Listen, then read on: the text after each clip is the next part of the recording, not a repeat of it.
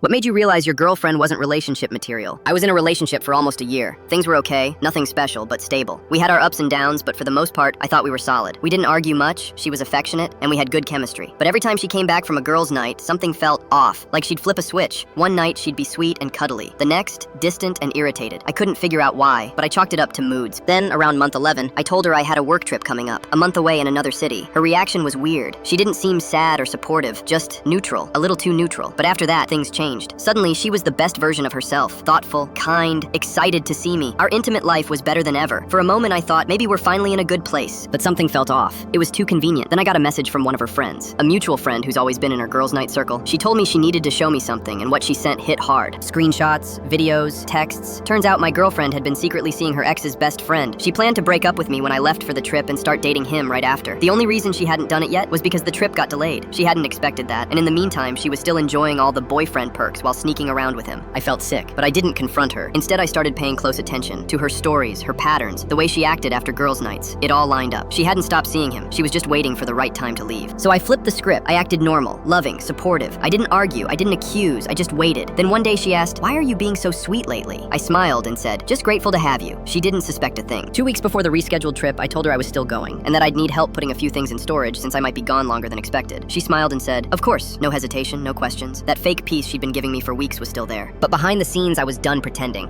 I already knew everything. The secret meetups, the messages, the plan to leave when I was gone. What she didn't know was, the trip wasn't my exit, it was my setup. The night before the trip, my boys pulled up with a van. Not for a few boxes, for everything. Clothes, studio gear, furniture. We didn't pack like people going on vacation. We packed like I wasn't coming back. She walked in halfway through, coffee in hand, looking half confused, half nervous. "Wait, what's going on? Why are they taking everything?" I looked her dead in the eye and said, "You were happy because you thought you were single. You just didn't expect me to act like it too." She froze, no response. The same girl who always had a slick comeback, speechless. That was the moment she realized I wasn't bluffing. This wasn't a fight. This was the exit. I didn't yell, I didn't throw anything in her face. I just nodded at my boys, loaded the last boxes, and left. Calm, clean, done. A week later, the mutual friend texted me again, said the guy she was seeing had ghosted her, blocked her on everything, no goodbye, just vanished. She lost both of us in the same month.